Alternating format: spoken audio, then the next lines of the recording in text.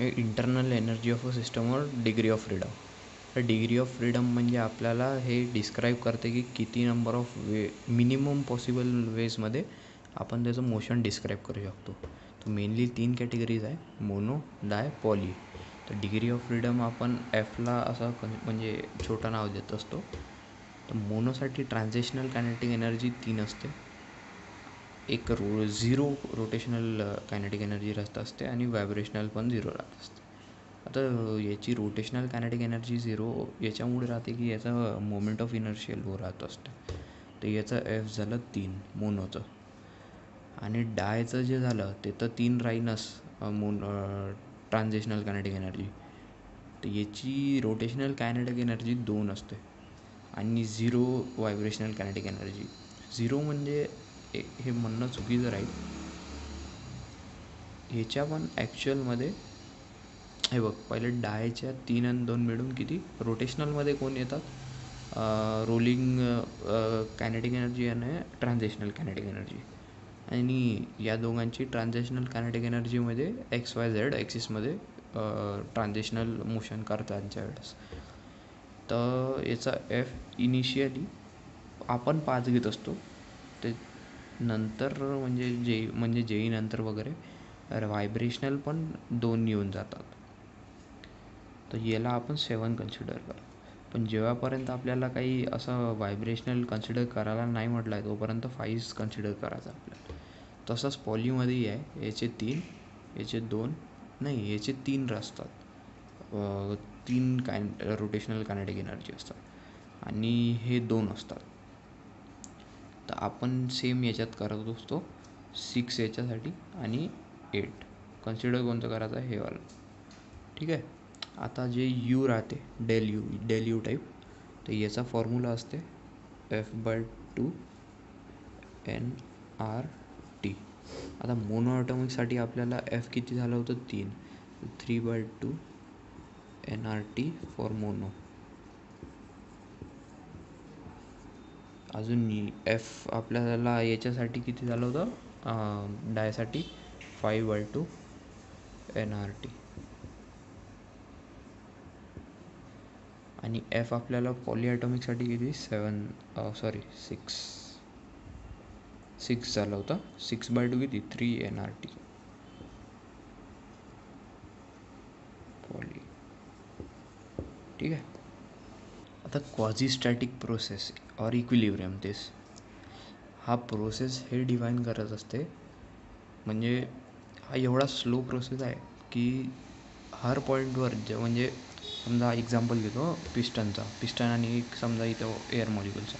आपल्याला समजा air मॉलिक्युल्सची study करायची आहे, तर आपण या पिस्टनला एवढं कमी प्रेशर देऊ का फोर्स देऊ, तर त्याच्या सहाऱ्याने त्याचं थर्मल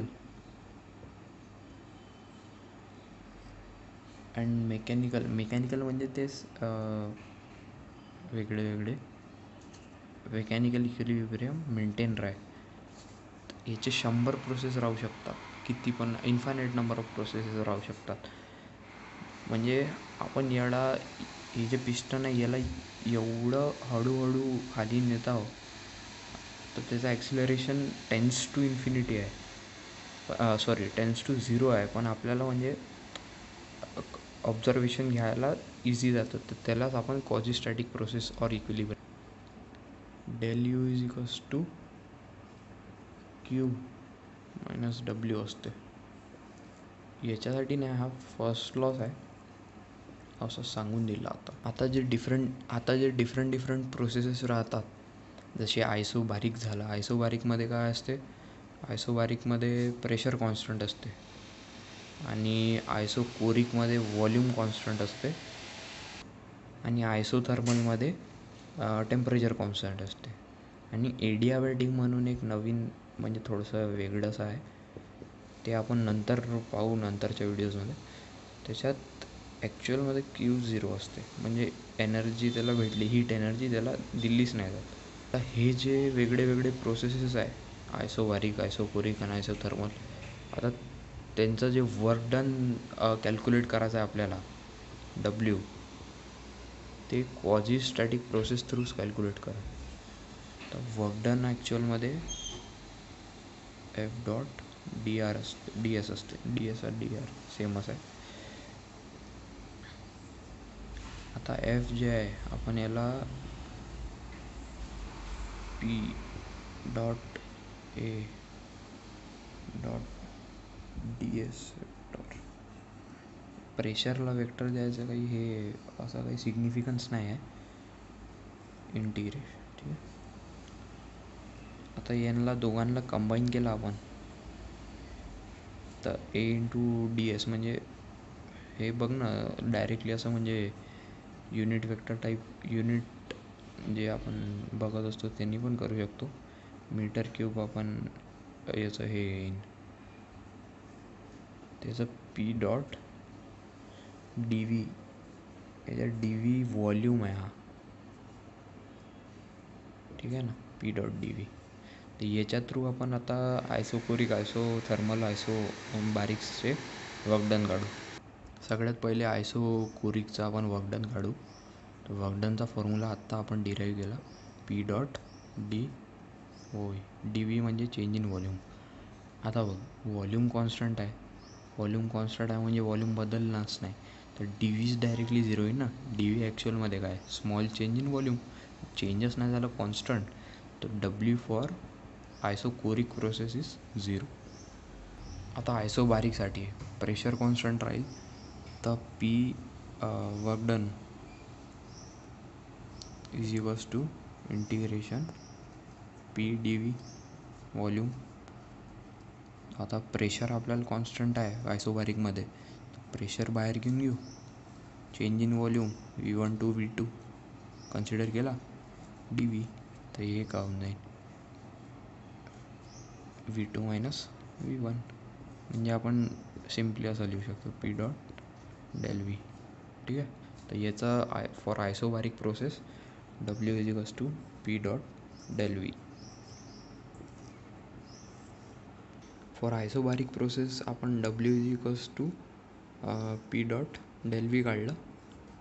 त्याला आपण असंच म्हणजे याची व्हीची व्हॅल्यू टाकून P V is equals to N R टीपासून आर डेल टी लिहू शकतो, ठीक आहे ना.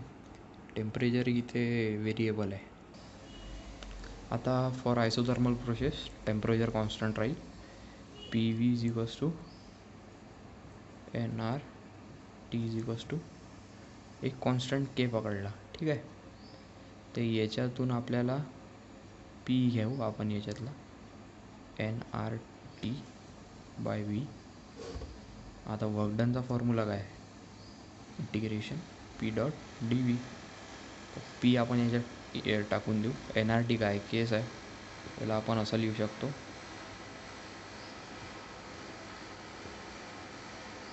ओके. आता याचं हे करायचं सिम्प्लिफिकेशन व्ही आपण म्हणजे पहिले जे आपण आयसोबारिकमध्ये घेतलं होतं तसंच V1 टू V2 घेऊ, ln V2 बाय V1. याची व्हॅल्यू काय राहील आपल्याला N R T ln V2 by V1, ठीक आहे ना. आता आपण समजा टेम्परेचरला कॉन्स्टंट घेतलंच आहे तर हा एक रिलेशन येईन आपल्याजवळ. तर आपल्याजवळ work done for thermal isothermal process काय होतं N R T ln V2 by V1. तर आपल्याला हे टेम्परेचर कॉन्स्टंट ठेवल्यावर हा रिलेशन भेटते. तर आपल्याला work done equals to N R T ln P1 by P2 पण देऊ शकतो. आता एक नेक्स्ट प्रोसेस आहे एडियाबॅटिक प्रोसेस.